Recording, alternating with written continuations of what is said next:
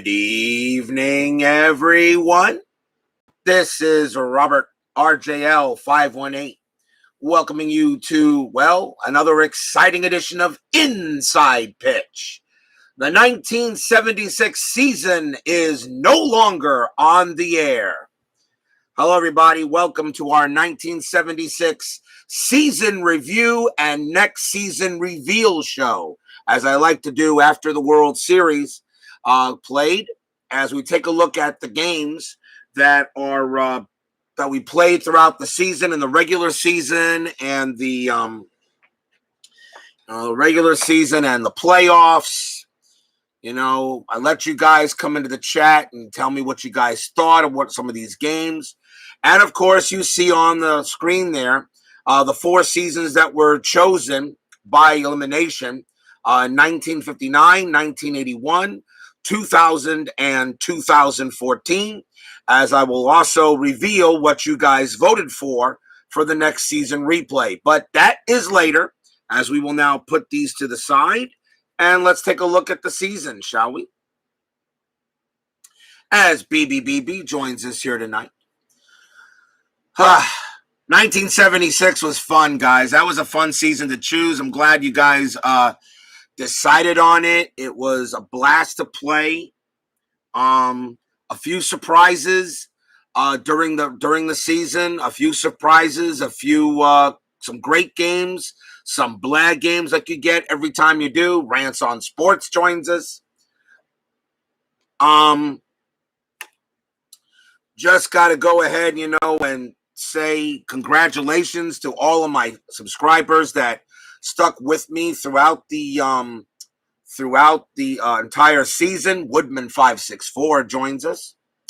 As tonight, we just go ahead and look over some of the games that were played in the 76 season, including the playoffs, and discuss some of the happenings that happened, what you guys thought.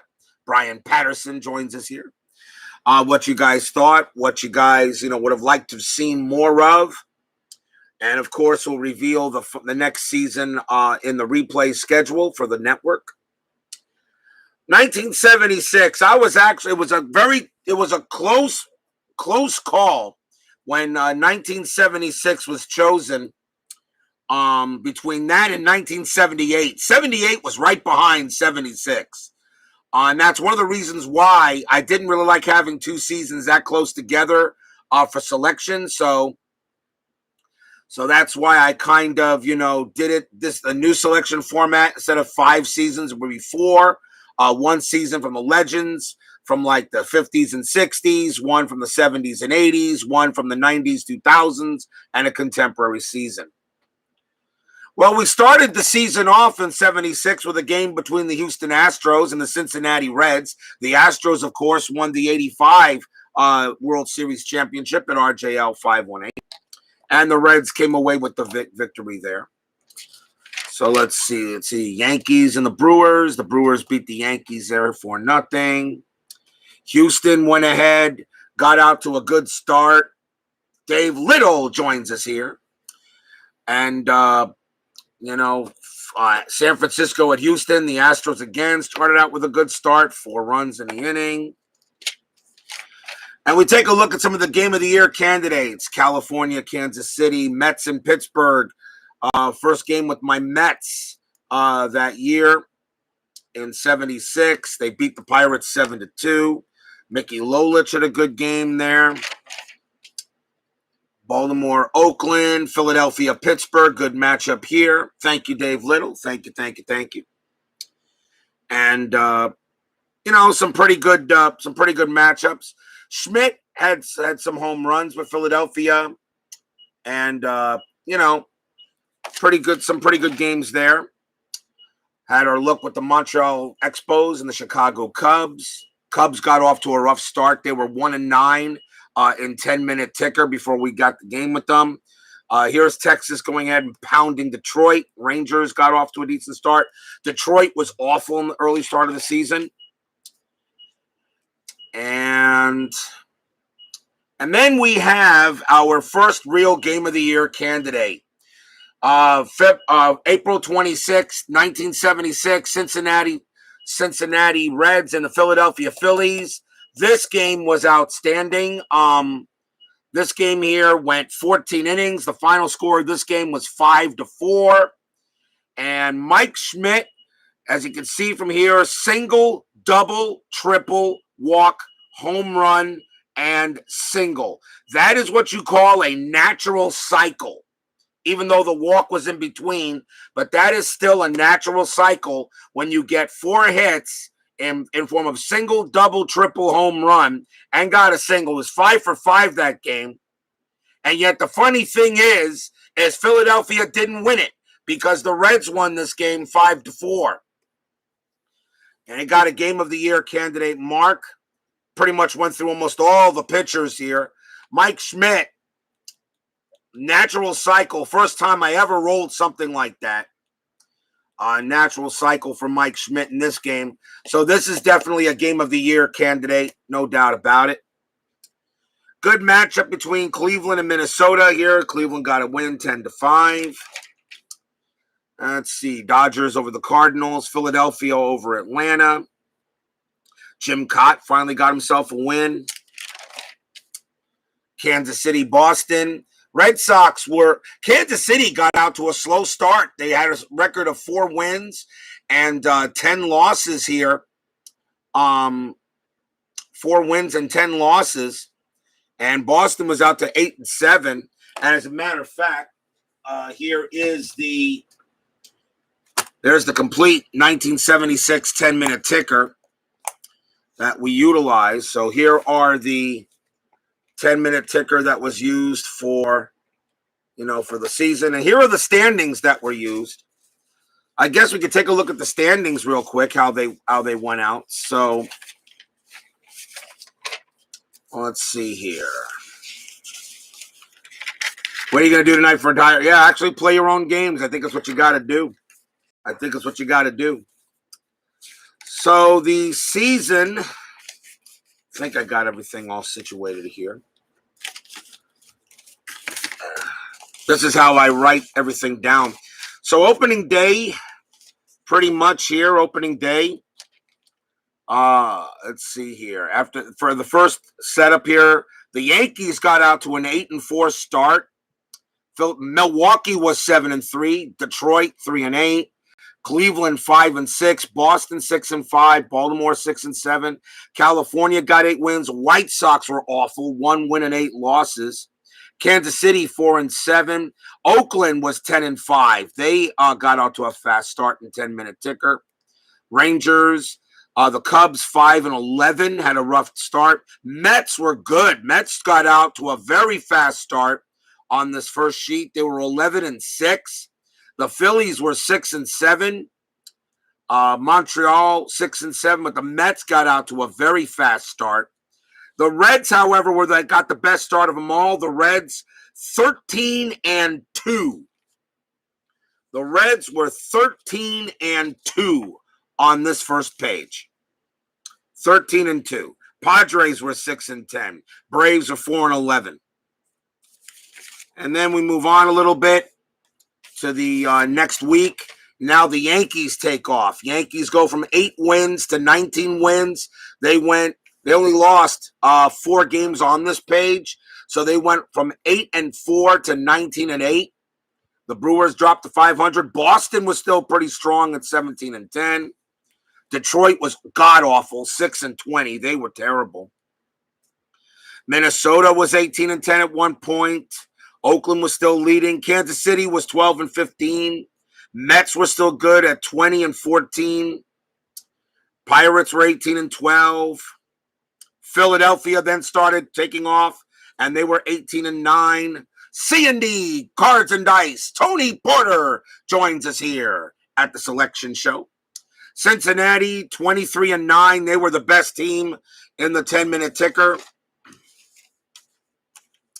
Looking at the stats here. Put those to the side for a minute. So now we're in May. We're in May with the standings.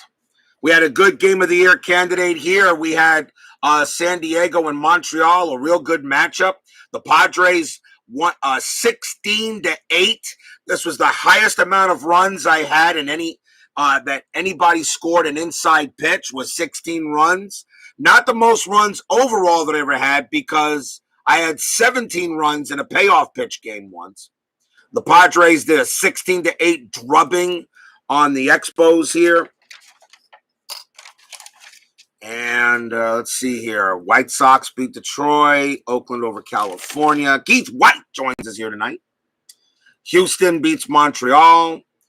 Baltimore, they lose a game here to the Yankees, 4-3. Pittsburgh. Here's another game of the year candidate. This was a good one here between Texas and Kansas City. Nice bit. Went 14 innings and a big double by George Brett goes ahead and brings in the winning run for Kansas City to beat Texas 2-1. It's a pretty good. This was a very good baseball game played. This was a good game. And Phillies and the Mets, first matchup with Tom Seaver here against Jim Lonborg. Seaver got a complete game in this one on the 20th of May. And Boston had a big win on the Yankees, 9-8.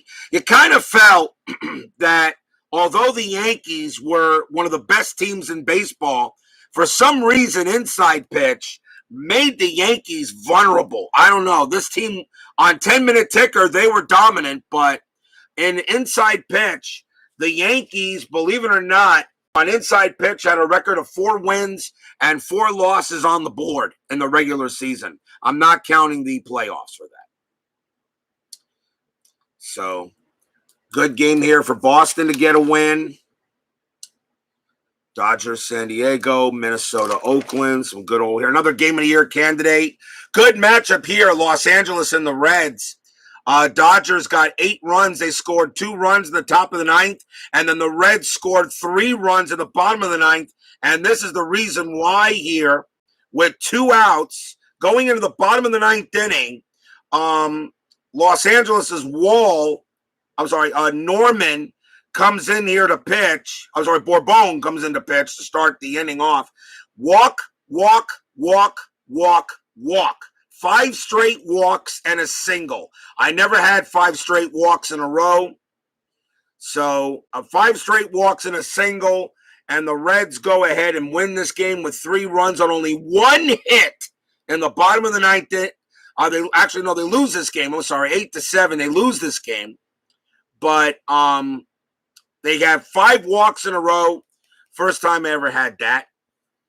So another win. Reds bullpen was definitely not the best. I'll tell you, Reds bullpen kind of scared me when I played the Reds during the regular season. And then you had Cleveland and Milwaukee over here. So then we go back to the standings. Take a look at the standings sheet. So, and after May, the Yankees were 37-16. They were running away with the American League East. Boston was in second. Cleveland was in third. Milwaukee was beginning to fade early at 20-31. Minnesota and had caught the Athletics in the American League West at 37-55. Kansas City suddenly got hot, and they go from 19 to 29 wins on this page. The Phillies, the Mets had first place, but the Phillies caught them and took over the division, 37. Pittsburgh was at 500. Cardinals were mediocre. Cubs mediocre. The Expos. Look at the Reds. The Reds are at 38-22. And the Astros had a very rough page here. They were 28-34. I don't know how Houston got into the playoffs. San Francisco was in second place here at this time in the division, 32-29. Dodgers and Padres were fighting for each other. Atlanta pretty much brought up the rear. Going on to June. Nice win game here for Houston over Cincinnati, 3-2. A walk-off. This is the game we had the walk-off balk. This was a walk-off balk.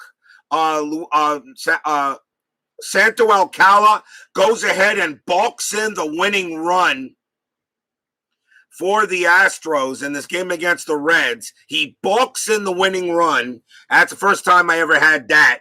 So a walk-off balk, that's a game of the year candidate. You know, Milwaukee, Detroit, a good matchup here. Another walk-off. What was it? This was a walk-off hit. It was a walk-off pitch. Stanley for Detroit got himself a single, and it was a walk-off. I think it was a walk-off wild. It was a walk-off wild pitch. That's right.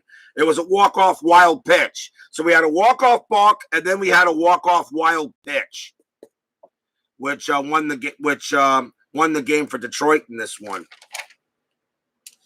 Philadelphia over San Francisco. Mets. Then another game of the year is the Mets tie the Padres with 16 runs in the game in a game in a series.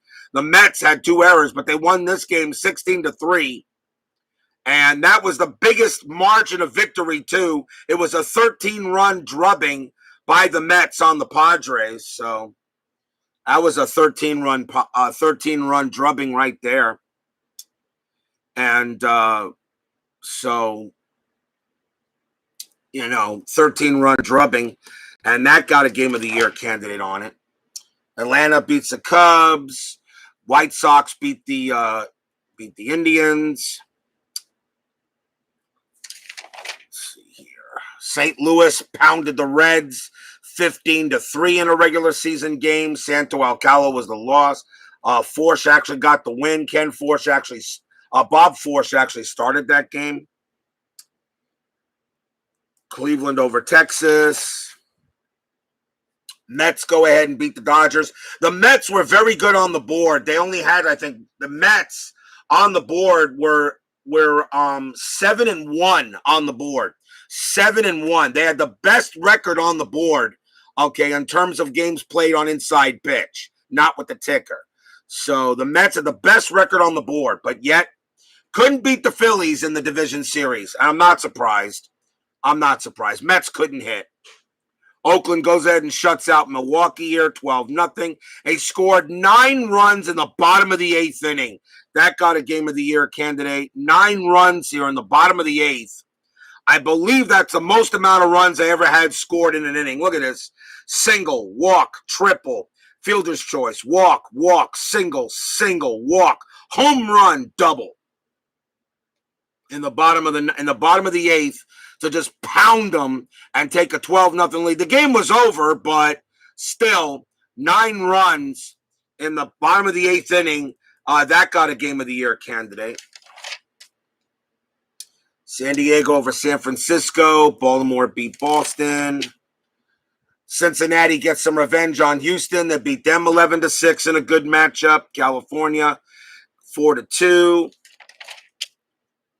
2-1 game here. Pittsburgh and Cubs. Walk-off sacrifice fly by Hendrick of the Indians to go ahead and bring in Manning as Cleveland beats the Yankees 2-1 here. Walk-off sacrifice fly. A well-pitched game between Figueroa and Pat Dobson in that. The Yankees, you can see here, 50-19. They were amazing on Ticker. Ticker really loved them. So then we have, at the end of midway of June, 49-19. Boston and Cleveland were still in second and third. Oakland had the first place in the West at 45 wins. And that was your game of the year, huh?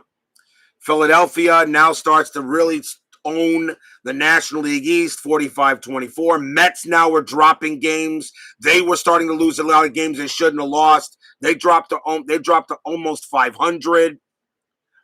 Cardinals were still at 500. The Pirates were now getting back up there. Cubs and Montreal really didn't figure. Reds started showing a little bit of mortality. They dropped to 46-27. San Francisco, second place. And Padres were in third. Houston and the Dodgers in fourth. So 2 teams that made the playoffs later were all the way down in fourth, were tied for fourth. Then 628. Yankees at 59-22. They were just owning it. Boston had a very strong hold on second. This didn't last long, though. They had 44 wins. Cleveland was at, and Baltimore actually had 40 wins. All right. And they were in third. Cleveland was behind them. Oakland still very strong, 52-33. Minnesota was in second. Now Kansas City and Texas were fourth. California was 41 wins, but Kansas City and Texas had a better percentage than them, so they were in tied for third. Philadelphia started showing some mortality. They went from 45-24 to 48-33. As you can see, all the losses here on this page. Mets got back to 47-41. Cardinals at 500. Pirates had a strong page. They went from 35-33 to 45-36. And this is where the Cubs and the Expos pretty much dropped off the map. Cubs went from 33-38 to 36-47, and the Expos just died. The Reds were still strong at 55-31. Giants were still in second. Padres were in third. Meanwhile, the Astros and the Dodgers still staying close. As you can see, 4 wins separating these guys. And the Braves is where they fell off, 33-52. They were done. Then we go to July. Pittsburgh, Philadelphia, 7-6. Minnesota, Milwaukee, 3-2. Here's a good one. San Francisco, St. Louis.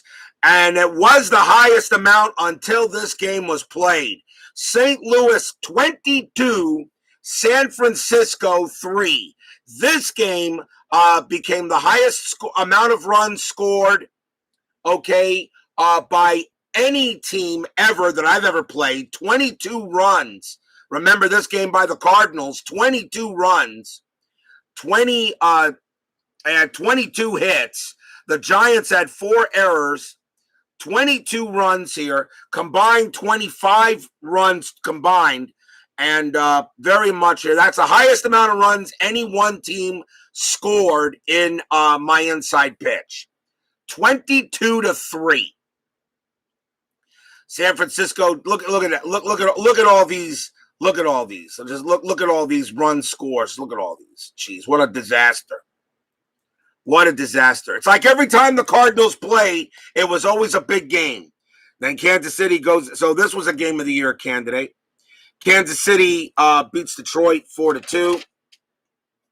And the Cardinals do it again in another game of the year candidate.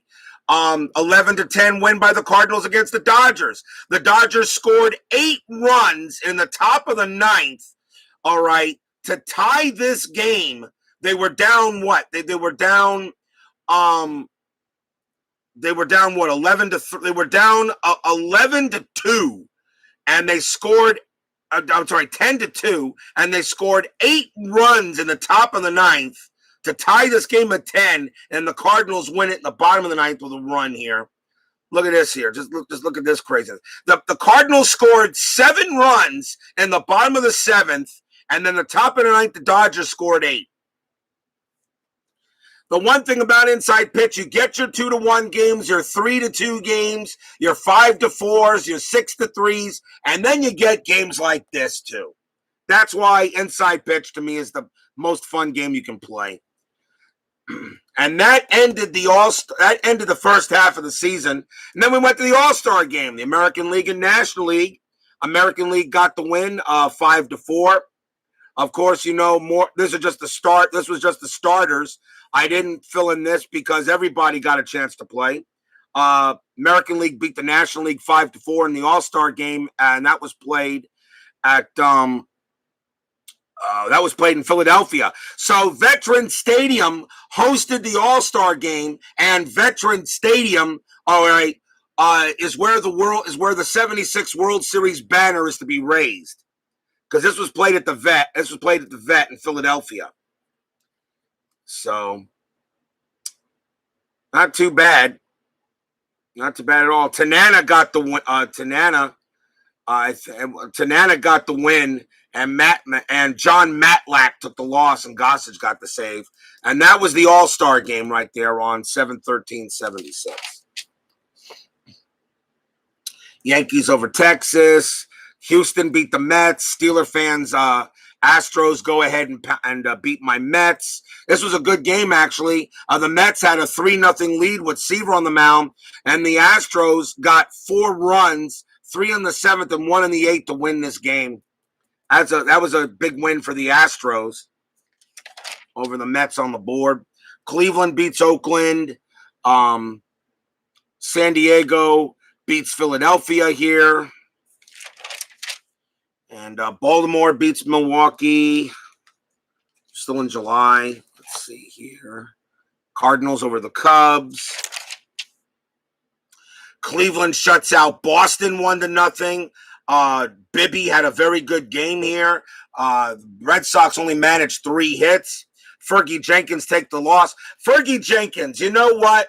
The Red Sox beat the Yankees in that division series without Fergie Jenkins. I wonder how the Red Sox would have done if Fergie Jenkins was available for the Red Sox in that series against the A's and Bill Spaceman Lee didn't have to be a starter. I could have used him as a reliever then.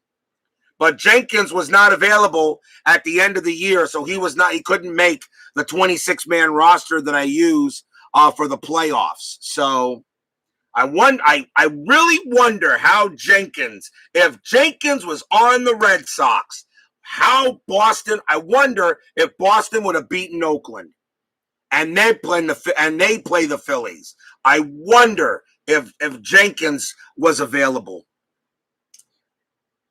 That was huge that Jenkins was not available for Boston in the playoffs. Let's see. Cincinnati beats San Diego, and Minnesota shuts out Oakland, and then we go to August here. So Yankees in standings 70. The Yankees were 78-30, and here's Cleveland. Cleveland now goes ahead and now takes over second place over Boston. Baltimore's still there. Detroit actually got a little better, but they were too far behind. Kansas City now suddenly gets hot. They go to 59-51. Oakland starts playing a little bit weaker at 64-47. Now the Mets are at 64-49. They're actually tied with the Phillies here. Phillies versus Red Sox. Oh, okay. So you're gonna play the World Series that maybe I thought I was gonna get, because I actually didn't think Oakland was gonna beat Boston in the ALCS. I did. So you're gonna play the World Series that I thought I was gonna have between the Phillies and the Red Sox. I'll be honest, that might have been a better series. Even though the Phillies-Oakland series was pretty decent. I mean, Phillies won it in 5, but I think the lineup for the Red Sox might have given the Phillies a little bit more headaches than the Oakland lineup did. Houston suddenly gets hot. They're now at 61-54. The Giants fall apart. They were 51-50 at the end of this page, 54-62. The Giants fell apart. The Padres fell apart, went to 52-60, and the Dodgers are now 1 game under 500. So, and then let's see what next here. Next August. Let me know how it turns out. Yankees are 87th after August 9th. And let's have a look at before we do that, let's look at the August games here. St. Louis shut out Pittsburgh 2-0. Shut out Pittsburgh 2-0. California over Texas 4-2. Atlanta 11-9. Game of the year. Why was this a game of the year? Why was this a game of the year? Why did I make this a game of the year? Oh, because I think Sadek made it. No, let's see here. 4-2-4. Okay, yeah, because they had the lead here, and I see what happened here. All right. Triple, single. Triple, single, single, single. Yeah, I see what they did here. John West joins us here today. And Baltimore beating the Yankees here. San Diego beats my Mets in a game between Jones and Kuzman. California over Boston. Philadelphia over San Francisco. Another win for the Phils. Cleveland, Kansas City. Big game here between the Mets and the Dodgers. The Mets were still above 500. The Dodgers were at 500. Pretty important game here. Tom Seaver and Tommy John. A win for the Mets as the Dodgers led 2-0. The Mets got 2 runs in the 8th and 1 in the 9th to win this game over the Dodgers. Nice win by Seaver. Didn't get the win. Ken Sanders got the win. And Lockwood got the save. And I wonder how the Mets would have done against the Phillies if Sanders was pitching. But I don't think it would have mattered. The Met lineup just really didn't have enough horses to beat the Phillies in that division series. Boston beats Oakland here in a preview of the ALCS between these two. Houston, Philadelphia. Here it is. Here's a funny thing. We got two consecutive days. JT joins us here.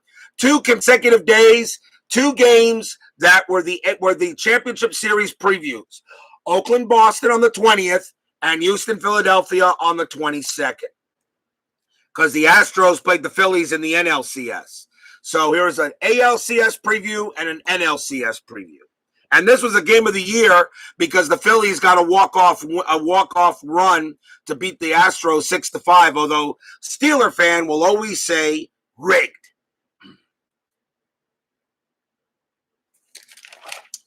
And let's see, Yankees pound Minnesota 11-2, Philadelphia over Cincinnati 8-3,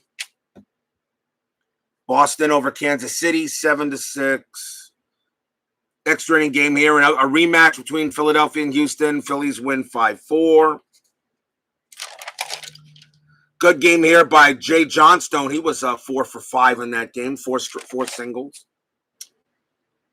So then we move on to September. So 87-36. The Indians. Look how close this was. Cleveland, Boston, Baltimore. 3 teams for the top 3 in the American League East. Oakland was still holding on to the West, but barely, as Kansas City got hot. They went from 59-51 to 70-55. The Twins pretty much fell down a little bit, dropped from 57-53 to 63-64. The Angels suddenly got hot. They were 1 game under 500. They went to 67-60. As suddenly some of these teams started playing a little better. Or rolling better, I should say, on 10-minute ticker. Philadelphia still now has only a 2-game lead on the Mets in the National League East. The Pirates right now are 1 game behind the Mets. As a Met fan, I did not want the Mets to play a wild card series. Or the wild card, I want them to play a division series. I really want them to play the Reds because I thought they could do the job on the Reds, but if I couldn't beat the Phillies, it wouldn't have mattered. Cincinnati's still 82-45. Houston now takes over second place. They would not relinquish it. They would hold it now for the rest of the season. The Dodgers, San Francisco, and the Padres are all fighting for that 3rd playoff spot in that period of time. And then we go to the late August. Yankees were already having a magic number in late August. The Indians suddenly got really hot. They went from 62-63 to 73-65. And Baltimore and Boston were now fighting for their playoff life for that 3rd spot. Detroit and Milwaukee already eliminated. Oakland now was only a win ahead of Kansas City. This was a tight race in the American League West as Kansas City got hot. California was right there. Minnesota was still fighting. And suddenly even the Rangers got suddenly back into this race. Philly still had a 4-win lead on the Mets. And now the Pirates actually had a better record. The Pirates actually, at the end of this, they were in 2nd. And the Mets were in 3rd. So the Mets are right now facing a wild card round. Reds were still strong. Astros, I said, in second place.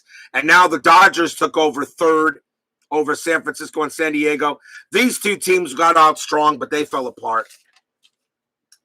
And then we go to September. And September, San Diego, Pittsburgh, California, Oakland, a big win for California. They beat the Athletics here. A's had 2 errors. Oakland had a lot of errors throughout the regular season as well. Those errors would be huge in the playoffs, in the World Series. Mets go ahead and pound Philadelphia 10-3. I felt really good about that. It was Christensen against Lolich, and I thought maybe if the Mets can if we have to play Philadelphia, we could probably pull this one out. Yankees shut out the Red Sox 5-0. And this is a game of the year candidate, but not because what was it? But not because this was a game of the year candidate, but not because of anything that happened, because World's Worst Gamer called Oscar Gamble's home run. He went ahead and said that Oscar Gamble's going to probably hit a home run in this game, and there it is right there. It's not a game of the year candidate, but World's Worst Gamer gets credit for calling Oscar Gamble's home run before this game started. I'm pretty sure it's in the chat. So if you guys want to rewatch this, you'll see World's Worst Gamer calling the home run that he'd probably get. I think when he came up to bat, as a matter of fact. I might not been in the chat. I think he said Gamble hit a home run, and then it came up a home run. So give credit to World's Worst Gamer. He's not in the chat right now, but he gets some credit. San Francisco over the Dodgers. Kansas City over Minnesota. Now the game's really started to mean something as we're in September. 6-0 Mets over Pirates. San Francisco downs the Padres 6-2. Minnesota beats California, an important game. Cleveland downs Baltimore 9-5, an important game. Let's see here. Los Angeles over the Giants. Important matchup. Oakland, Kansas City. Rematch of the preview of the division series approaching between these two. Pretty good win there.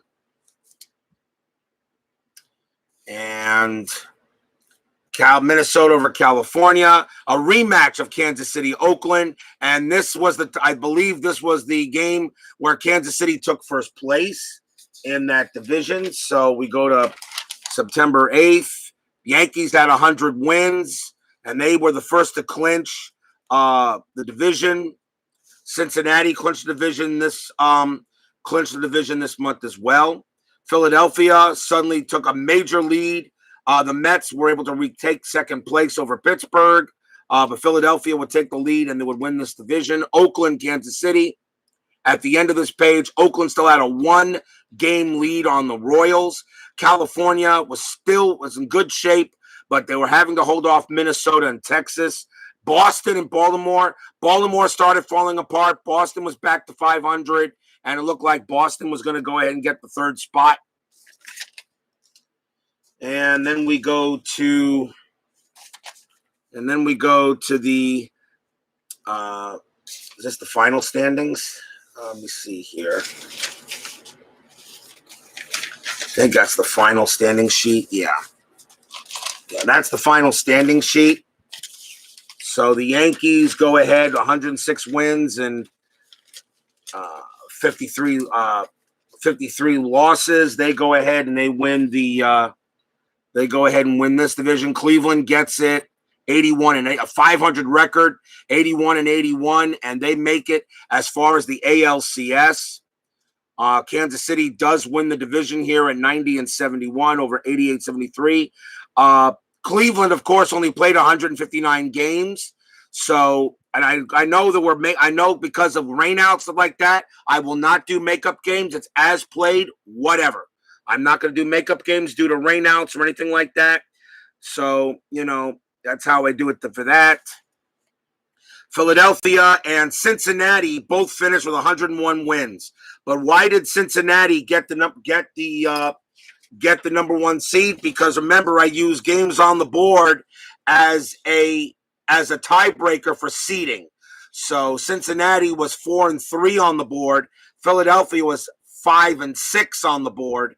So Cincinnati got the number 1 seed by virtue of a better board record than the Phillies do. So, like I said, games on the board do count for something. That's one of the reasons why the Astros, Houston was 89-73.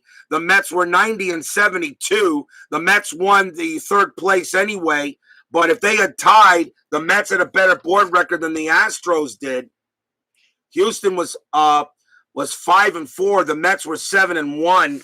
And the Mets would, if that was a tie, the Mets would have gotten the 3. So games on the board do matter in terms of seeding. I will not have a board record decide a playoff spot. I won't have that happen, as since you all know we had to play an extra day of baseball, for the Dodgers and the Padres. So here, Kansas City and Oakland. Houston over the Dodgers here. Now we're starting to play every day. Houston beats the Dodgers. Kansas City again over Oakland here. Amazing that Kansas City actually did better job in the regular season. And California 2-0 here, and 3-2 San Diego the Dodgers. Then we started the 3-game. Then we had a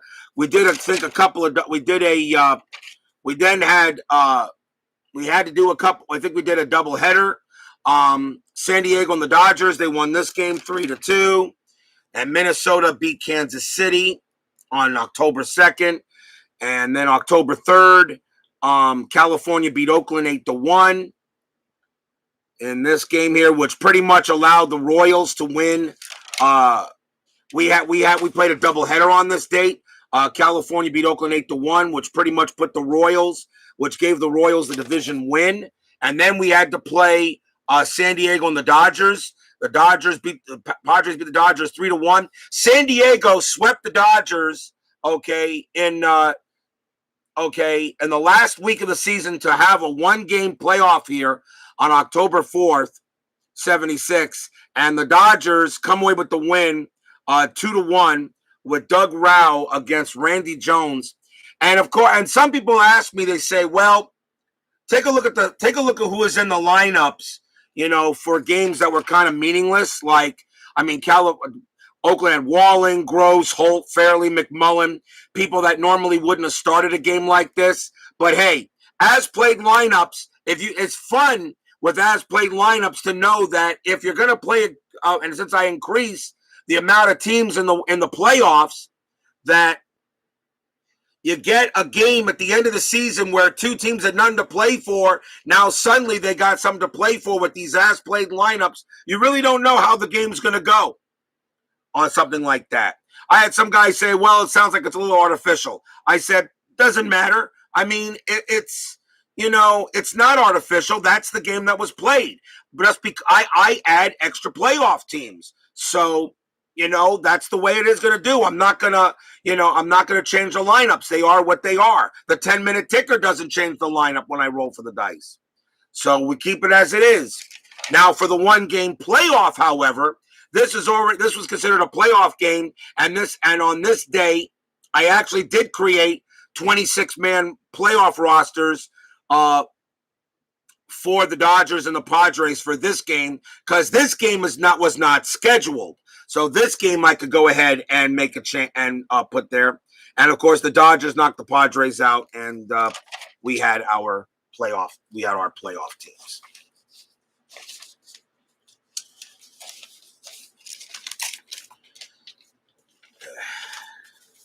So then we go into the playoffs. And these playoffs were pretty interesting. Dodgers and the Pirates. Los Angeles at Pittsburgh in the National League wild card playoff. Dodgers go ahead and beat the Pirates 3-1. The thing was that the Pirates had their number 1 starter, John Candelaria. Rick Rhoden was the starter for the Dodgers. Because Doug Rao had to be used for the 1-game playoff, the Dodgers had to start with their number 2 starter in this game instead of their number 1 starter for the wild card playoff. And that's a risk you happen when you have to play an extra regular season game. You have to play a game 163. But Candelaria took the loss here, and the Dodgers, the Pirates, it was a pitcher's duel through 6, And the Pirates got 1 run in the bottom of the 7th. And then the Dodgers got 3 in the 8th, and that was enough. Close matchup here between the Dodgers and the Pirates. In the American League, Boston wildcard playoff against California. I really didn't think California was going to do anything here. I like Boston all the way in this game. And so Boston goes ahead and beats California 7-1. They clobbered them. Louis Tiant against Tanana. I mean, California, I really didn't think they were going to beat the Red Sox. I like Boston all the way in this. Boston was a number 6 seed, and they went all the way to the ALCS. And they played, and Boston, however, went the distance in all 4 of their series. They played 1 game here, then they played all 3 against Cleveland, all 5 against the Yankees, and all 7 against the Athletics. Imagine if Fergie Jenkins was on Boston. I just think Boston would have gotten a couple of wins that Fergie Jenkins would have given them. And Fergie Jenkins would have given him if he was available.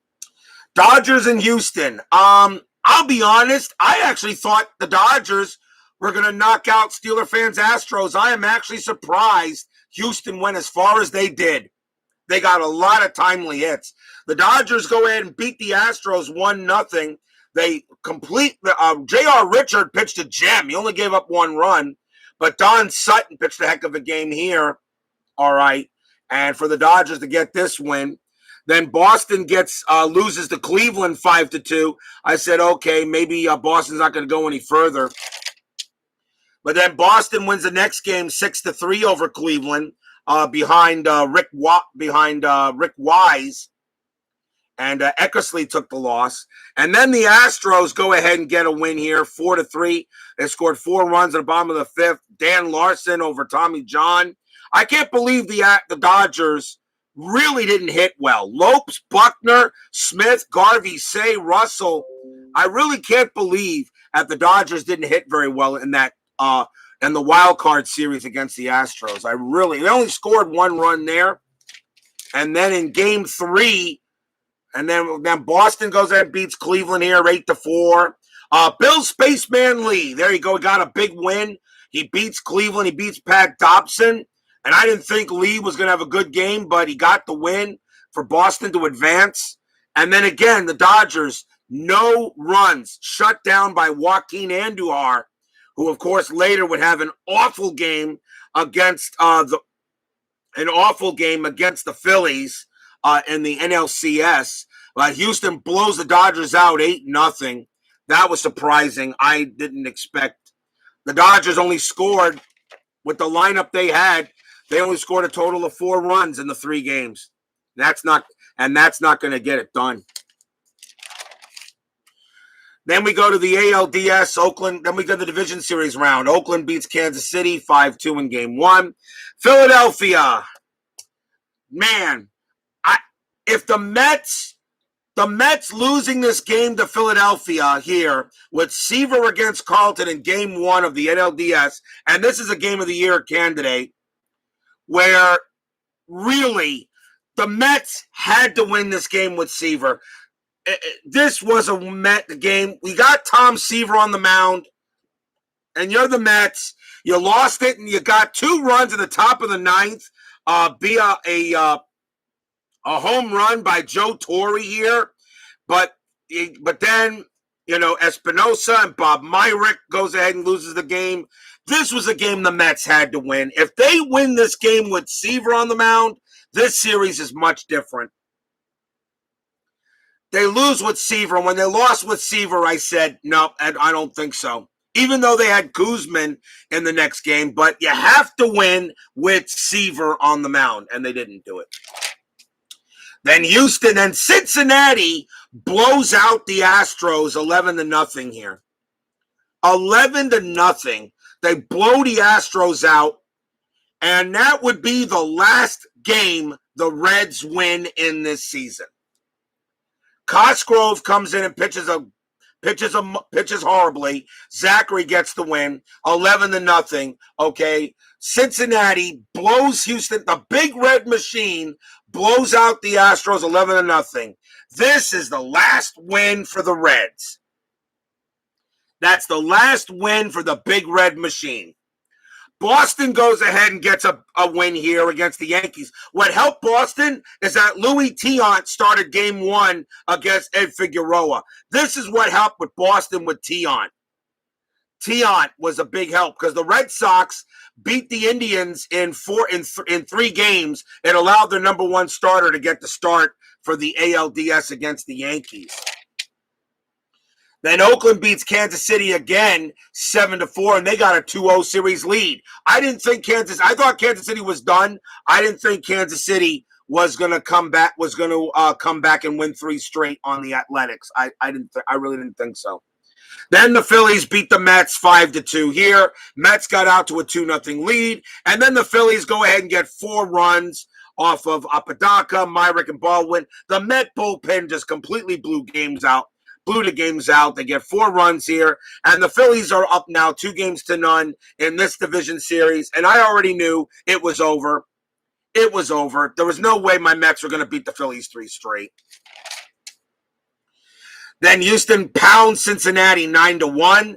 J.R. Richard pitches a gem. He only gives up a run and 4 hits, and Houston gets a big win on the Reds, as the Big Red Machine was quieted by J.R. Richard. May he rest in peace. And then the Red Sox win again in the top of the 10th inning. Boston puts 4 runs on Sparky Lyle and Alexander to win game 2 of that series 7-3.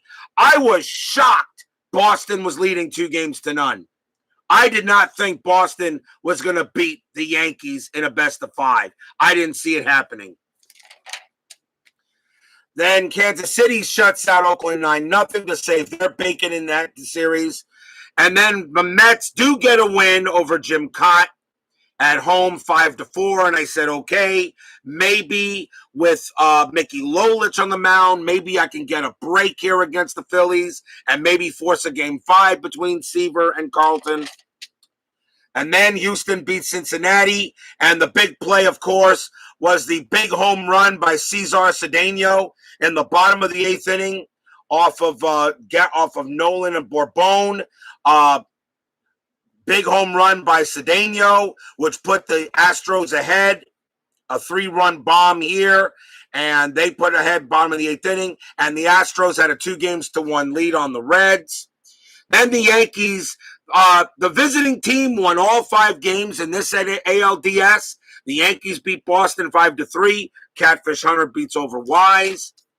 And then Oakland beats Kansas City 7-4. Mike Norris was the starter. Splittorff was the starter. But the game of the year, because a big home run by Gene Tennis, who got a number of them in the postseason.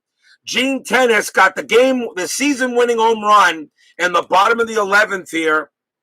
For Oakland to beat Kansas City to send Oakland to the ALCS.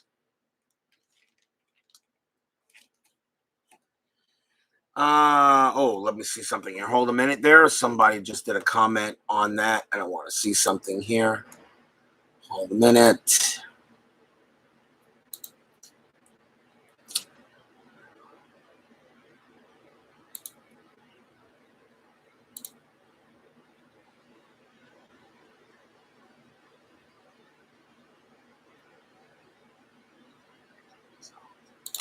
Okay. Give me a moment, because someone just made a comment, and I want to go ahead and mark it in there.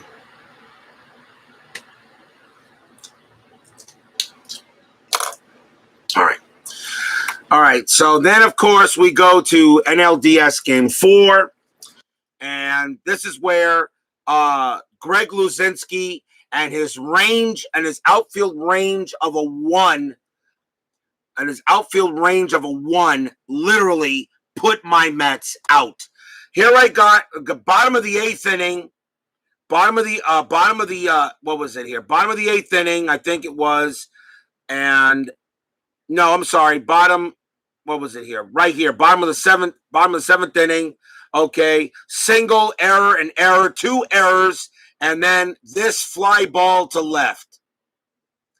This fly ball to left right here by Bruce Beauclair.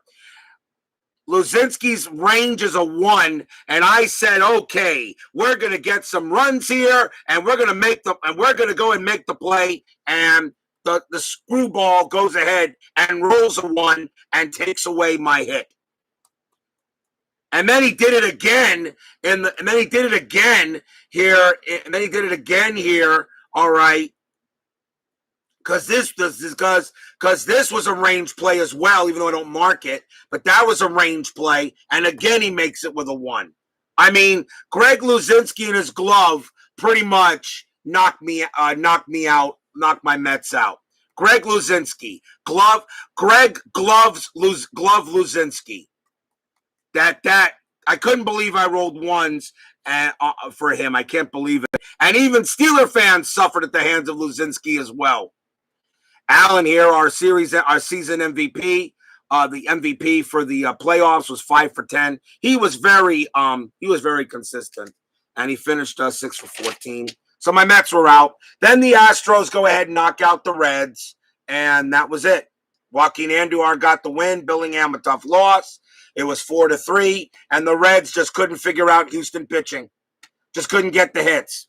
After beating Houston 11-0, Cincinnati didn't win another game.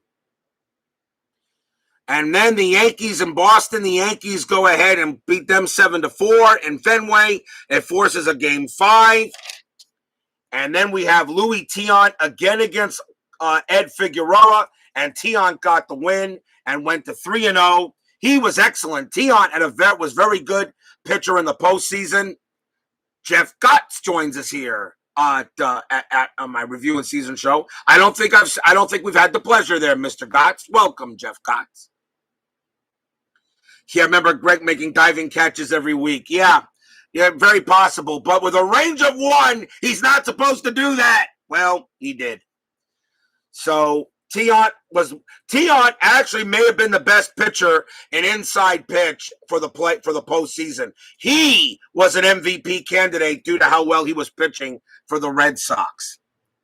But Boston knocks out the Yankees, so the only division winner from 1976 that was in the Final Four were the Phillies. Boston played Oakland. Oakland pounded Boston 12-1. Reggie Cleveland got crushed. Vida Blue got a win. He was 1-0.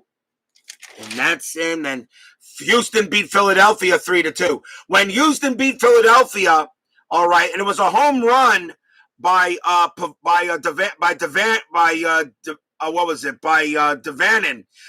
Derry Devannon comes in here and gets a no, it wasn't Devannon. It was Leon Roberts. Leon Roberts got the 2-run home run here in the top of the 9th inning to give Houston a 3-2 win. And that, and I said, oh my God, the Astros are going to go to the series again. They're going to go to the series again. Somehow or other, Houston's going to knock out the Phillies. Game of the Year candidate. Then Boston beats Oakland in Game 1. Wise beats Game 2. Wise over Torres. Torres took a loss here to Rick Wise, and the Red Sox had tied that ALCS up. Then Houston wins Game 2 4-1 as J.R. Richard beats Lonborg. This was almost the Game of the Year. J.R. Richard, look at here, 0-0-0-0-0-0. Richard, a no-hitter through 8. But then Larry Boa gets a base hit off his card, and then Luzinski got himself a double, and they got the run. 3 outs away, J.R. Richard from a no-hitter. J.R. Richard really 3 outs away from a no-hitter. I've had a no-hitter in Payoff Pitch. Have not had a no-hitter yet here in Inside Pitch, but we came close. Very close. Oakland then beats Boston, and so the Astros lead this series 2-0. The Astros lead this series 2-0 on the Phillies, and I'm saying, oh my God, Houston's going to win the pennant, and they're going to go to the World Series for the second straight replay season. I do. And then Oakland goes ahead and beats Boston in Game 3. They win 8-2 as Spaceman got clobbered by Mitchell. Mitchell actually pitched very well that one. Only gave up a couple of runs. But then for somehow or other, Houston wheels fell right off after Game 2. In Game 3, Garber gets the win here, and the Phillies win Game 3 in Houston 6-4. They get the win over here. They scored 5 runs in the top of the 6th inning. A tough loss for Larson. Game 4 here between Oakland and Boston, 7-1. 7-1. Boston goes ahead and ties this series up. And Tiant here, 4 wins, no losses. 4 wins, no losses. Now, the only way I reset the pitchers is in the World Series. I do not reset them in the championship series. I will not reset them. Whatever your pitcher, if you're a team that started in the wild card round, whatever your pitcher is come certain games, that's what it is. Because if you win a division, all right, you deserve to have your pitchers start certain games. So Tiant was 4-0 in the postseason. I think if the Red Sox had won the championship, he would have gotten the MVP. Then Philadelphia, in maybe the craziest game, in one of the craziest games played this year. This was one of the crazier games played. Philadelphia beats Houston 9-8. Philadelphia, this may have been the craziest game played this season. This might have been the craziest game played. Philadelphia, 5 runs in the top of the first, and they're leading 7-0 after 2.5. Then 2 runs by the Astros, 3, 1, 1. Then the Phillies get 1, the Astros, and then the Phillies, they tie this game up 8-8, and the Phillies get the run in the top of the 9th and win this game 9-8. Pretty much every pitcher was used. Randy Lurch got the save for the Phillies, a French player. Reed got the win. So pretty much every relief pitcher was used in this game. No starters were used. Lemongello for Houston actually got his appearance. Okay. He's a starter, but not in the starting rotation. So he can only come in when all relief pitchers are used. And they were. Sosa took the tough loss there. Bob's Tabletop Sports joins us here at the season review and next season reveal show. So then Boston beats Oakland 5-2 and ties and there. And they now lead the series 3-2. A win by Reggie Cleveland as he beat Vita Blue. Vita Blue took the loss here against Oakland here. And then Game 5, Philadelphia shuts Houston out 4-0. Steve Carlton against Mike Cosgrove. Cosgrove goes to 0-2. Cosgrove only gave up 3 runs, but Carlton was unbelievable in this game. Houston had no answer for lefty. And then it's a 3-2 lead for Boston. All Boston has to do is win 1 out of 2 games on the road in Oakland. Clee baseball fan joins us here. When one game in Oakland, couldn't do it. They got blown out 7-1. Rick Wise was their best chance. Torres just pitched a very good game. And then Philadelphia knocks out Houston 7-3. They win that series. Richard takes a tough loss. And then Oakland blows Boston out 11-4 here between Lee and Mitchell. And so Oakland goes to the World Series over Boston. And I kind of wanted to, I had no problem with Oakland, Philadelphia. And remember, I play each team as unbiased as possible. I try to have each team win as best as I can.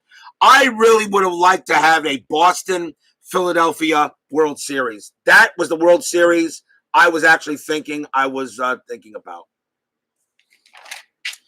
So then we go to the World Series, the Oakland Athletics against the Philadelphia Phillies. Steve Carlton pitches an absolute gem. He has 13 strikeouts in this game. to give Philadelphia a 3-2 win. It looked like they were running away with it. Oakland got interesting. It got 2 runs here in the top of the 7th, but Philadelphia takes a win 3-2 here. And then Oakland shuts out Philadelphia 1-0 as Mike Torres pitched the game of his life, and Fingers got the save here. He completely shut the Phillies down. Take a look at these 2 games here at Veterans Stadium. 3-2 and 1-0. So a total of 6 runs between games 1 and 2 at the Vet. Now we go to game 3. Look at that. Philadelphia 12, Oakland 9. And this was this may have been one of the craziest games played yet as well. Oakland got out to a 2-0 lead. Then it was 2-2. Then Oakland 5-2, 5-4, 8-5. I'm sorry. What was it here? 2-4, 7-5, 7-6, 7-7, 8-7, 8-8. Then Philadelphia blows up for 4 runs in the top of the 10th and wins this game 12-9. 36 combined hits in this game. Definitely a game of the year candidate. And then Philadelphia just completely whitewashes Oakland up in game 4, 13-4 here. Just completely, completely blew them up. And then, of course, the final game of the World Series where Philadelphia beat Oakland 3-2. This was a game of the year candidate. Carlton and Blue. Blue fighting to try to get Oakland to game 6. Carlton trying to win this series outright. And there were 5 runs in this game. All 5 runs were solo bombs. Mike Schmidt hit 2. Allen hit 1. Okay. Tennis hit 1. Williams hit 1. But the play of the game here was Gary Maddox throwing out Bert Campaneris here, all right, in the, in the 6th inning, was throwing Bert Campaneris out at the plate, all right, which prevented them from tying the game up. That was the play of the game, was Gary Maddox throwing out Campaneris at the plate. That was the play of the game. The game would have been tied, and then Tennis would have put the A's ahead, and probably the A's might have won this game. Gary Maddox in my opinion, I think that was the play of the series. They was throwing out Gary Maddox throwing Campaneris out at the plate. That had to be the play of the series. But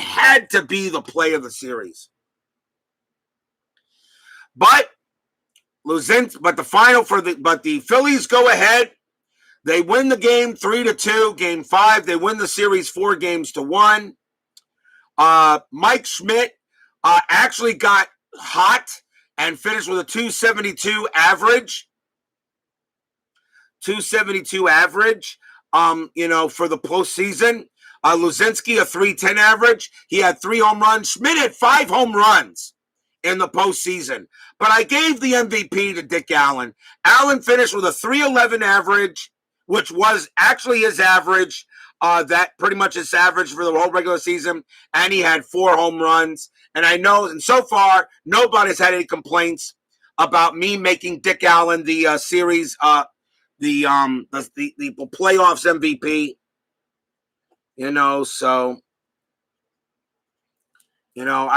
I know nobody really had any problems with Dick Allen being the MVP. It just made sense. May he rest in peace. A lot of people say he should be in the Hall of Fame. I'm not gonna argue it. If you wanted to put Dick Allen in the Hall of Fame, that's fine by me. He did hit 292 for his career. He was a many-time All-Star. He actually has a higher WAR than Harold Baines does. So if you want to put Dick Allen in the Hall of Fame, I'm not going to argue. I don't think I can argue it. But I got to give credit to what it's due. I mean, 3-11. He had a big time bomb. That bomb put the Phillies ahead again in the top of the seventh inning, up 2-1. But then Oakland got it right back, 2-0 actually, and then it was 2-1. And then Williams with another home run tied it up at 2. And then Mike Schmidt hit another bomb. Schmidt might be the MVP of the series. Schmidt may be the MVP of the series, but Dick Allen gets the MVP of the postseason, and that's how I base it on. You've got to be consistent about the postseason, and Dick Allen certainly was. So I know we have no problem for Dick Allen being the MVP. So for game of the year,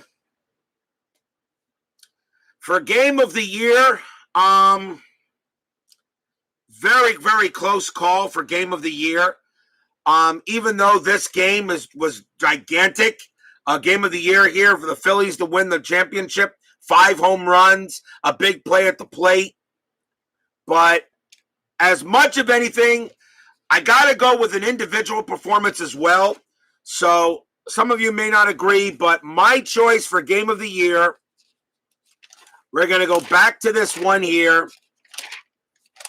We're going to go back to April 26, 1976, where Michael Jack Schmidt goes single, double, triple, home run, single.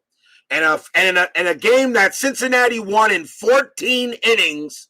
They got 2 in the top of the 14th and one run for the Phillies there. Extra inning game. This gets my choice, and I'm going to mark it down. This is my game of the year for 1976. Oh, come on, Bob's Tabletop Sports. Come on. You gotta be. You know, come on. Doesn't matter who gets in there. We'll just have lots of fun, although I would like to have my Mets.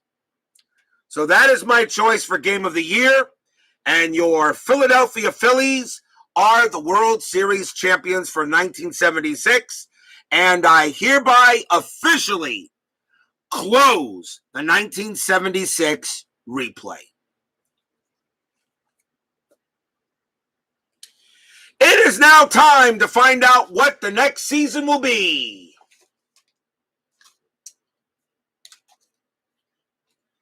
I want to thank all that voted.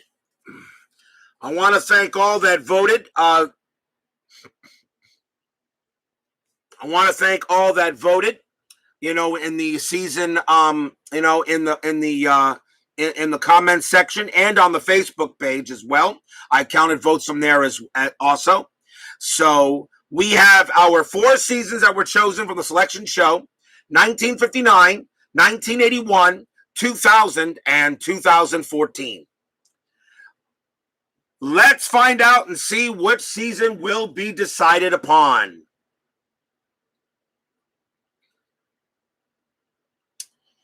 Remember, as I take the top teams in each division as I increase the length of the playoffs.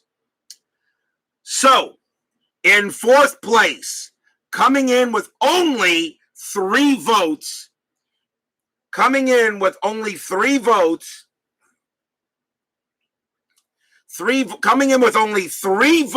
in the all of it, and everyone could probably guess here who can guess which season only got 3 votes out of these 4. Which season was in last place? Come on, guys. You know which one it had to be. Who's the first to guess which one of these 4 seasons was in last place?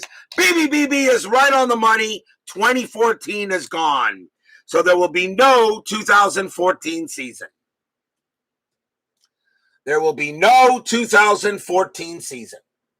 So 2014 is gone. Yep. So you guys were correct. No 2014. Coming in at 3rd place with 11 votes. They were tied with another season until someone, while I was doing the selection show, put in a vote. And I went ahead and marked it. So coming in at third place in this season, coming in third place with only 11 votes is 2000. 2000, no Subway Series for my Mets or Yankees or anything like that. The 2000 season is gone. 2000 is gone. So that leaves 1959 and 1981, and I am not surprised that these two would be selected. What is it with you guys? You don't like modern-day baseball? There's nothing wrong with modern-day baseball, guys. There's nothing wrong with modern-day baseball. What is it with you guys? Jeez. No modern-day, no contemporary baseball or modern-day baseball. Well, we'll see what happens in the next selection show.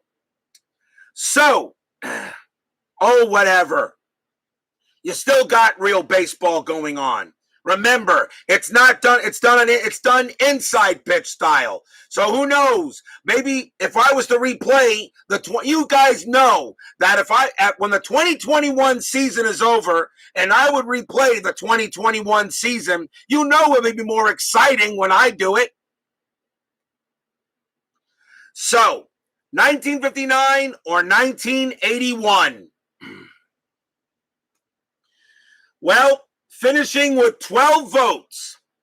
And I'm actually surprised. I thought it'd be a little closer than this. But finishing with only 12 votes and the winning season with 22 votes. With 22 votes, the winning season. With 12 votes, the season that is removed is 1959 is gone. Therefore, your next season, starting October 4th, will be 1981. That is your next season of Inside Pitch by my replay. And that is the final vote tally right there. As 1981 received 22 votes, 1959 had 11, but someone put a vote in very quickly and made it to 12, and I did count it before I made the reveal because it flashed on my computer while I was streaming. 11 for 2003 for 2014. Nope, it's still going to be every 3. I'm not going to do every 2. I understand this season. Now, 1981 is tricky because there are not a same amount of games. I still intend to keep my promise. I don't want to do every other day. I'm going to go to every third day. The regular season is a grind, and even I get a little bit, what's the word I'm looking for?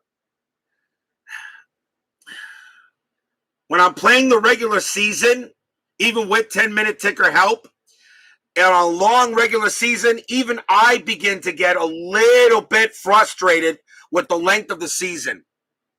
So, it's going to be one game every 3 days of baseball. There will still be the All-Star game. The All-Star game, was held in 1981. They held the All-Star game before they restarted the season in August. And that was held at the Mistake by the Lake. That was held at the Mistake by the Lake. So that's because Cleveland hosted the All-Star game in 1981. So they will host the All-Star game. So we will play the first half of the season, have the All-Star game, and then have the second half of the season. But I will not do split season format. Wherever the teams are is where they're at. Now, of course, there were some teams that did not play the full allotment of games. Too bad. This is going to be an as-played lineup. It's going to be as played. It will go by percentage. So if a team has a record of 70 wins and 50 losses, and another team behind them has a record of 70 wins and 49 losses, and that was the last game of the season, too bad. Percentage points will decide the winners, the top 3 teams in each division. I understand some teams didn't play all the way. Tough. That's how 1981 went, and that's how 1981 is going to go again. Except I will not split the season. So wherever the teams are at the start of the strike, they will continue at that position at the end of the strike. That's why teams like Cincinnati and the Cardinals didn't make the playoffs, which I thought was crap. Yes, I know, Jeff Gotts. I know they played 103 games out of 100 played 10. I get that. I understand it. Too bad. That's how it's going to go. It's an as-played schedule, and that's how we're going to do it. Percentage points will decide. Remember, even in this season in 1976, the Cleveland Indians played 159 games. They didn't play 162 in 1976. They had 159 games. The season was over and they got rained out, and they didn't feel like, and they really didn't feel like, and they didn't feel like, making up the games. The season was already over. So no makeup games or anything like that. It will start there. It will, be the first half, before the strike, all-star game, then after the strike. And since it is 1981, I will again take the top 3 teams in each division for the playoffs. So teams 1, 2, and 3 will get in the American League East and West and National League East and West. Remember, in 1981, the Mariners and the Blue Jays are back in the league, as we didn't have them in 76. So we have 26 teams in 1981 instead of 24. The playoffs will go ahead. The playoffs will stay the same. The third place number 2 plays third place number 1 in the wild card playoff. The winner there plays second place number 2 in the wild card series. And then, of course, the winner there plays the number 1 division winner and of course, the number 2 division winner plays the number 1 second place in the other division series. Remember, we have 12 teams that make the playoffs. Now, in case you're wondering what would have happened if 1959 occurred, because remember, in 1959 they only had 16 teams. I would have taken the top 4 teams in each league, and it would have been a wild card playoff, a best of 1, a wild card series, a best of 3, and it would have went straight to the championship series in a best of 7. There would have been no divisions. There would have been no division series in 1959 due to only 4 teams making a top. I can't take 5. 4 is about right. Reporter said, "How can it be perfect if it happened in Cleveland?" So your season will be 1981, and I already can tell you the first game of that season. And it will start on April 8th, 1981. And it features, believe it or not, the Philadelphia Phillies. The Philadelphia Phillies will start the 1981 season against the Cincinnati Reds. So the Phillies will play the Reds in the first game of the 1981 season, and it will be Steve Carlton for the Phillies and Tom Seaver for the Reds. I can't wait for that right now. Geez, I wish I wasn't taking a month off to rest my voice. What a way to start the 1981 season. Steve Carlton versus Tom Seaver at Riverfront to start that season off. Len Barker threw a perfect game, 5-15-81. Play that Barker game. Let's see what happens. We'll see what happens when we get to it. I'll take a look at the schedule. Remind me there, Jeff Gotts and BBBB. Remind me there, and we'll see what happens.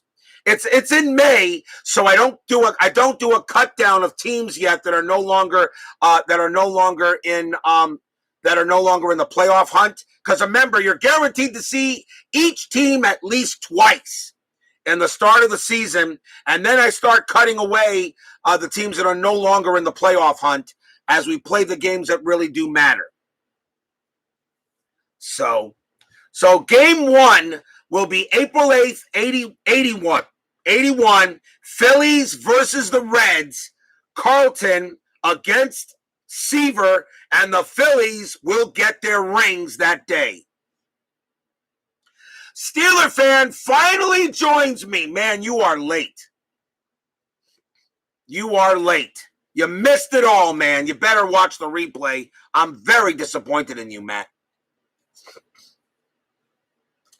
But that is your season. For next up, it will be 1981. And I will start that season on October 4th. I'll do some streaming, of course, in between. I'll do some streaming. I don't know what yet. But I'll do some streaming somewhere. I'm still playing. I still got Arkham Horror scheduled for tonight, although I may move that now to tomorrow. I'm not, I may move that tomorrow. I still got Arkham Horror I want to play. But I still do some streaming, maybe play some Fall Classic or maybe a game of Payoff Pitch or something or other. Who knows? So, we'll see what happens. But Inside Pitch is going to take a break from me, which is fine. So the next season will start October 4th. And it will be the Phillies versus the Reds opening day. 1981 will start that season. So there you go, guys. My season review show and our season reveal. 1981 is what you guys chosen, and that's what you guys are going to get. But you're going to have to wait. You're going to have to wait. Let's see here. Let's see. Hold on here a second. But you're going to have to wait 7. Let's see here. How do we say that? 7, 14, 21, 28, 35, 36. So you're gonna get the Philadelphia Phillies and the Reds for Game 1 of the 1981 season opening day, but you're gonna have to wait 37 days for that to happen. So hope you enjoy a little break from me, guys. You deserve it too, not just me. Jeff Gotts, BB, Steeler fan. Brian Patterson, Captain Carl 8. Clee Baseball Fans 879. Bob's Tabletop Sports. Dave Little, Rants on Sports. Let's see here. What do we got here? Jeff Gotts, Bob's, JT, John West, Tony Porter, C&D TV. Make sure you check out that awesome channel that he does. He is a master of everything he does. Keith White, Brian Patterson, Woodman 564. Thank you all for joining me tonight.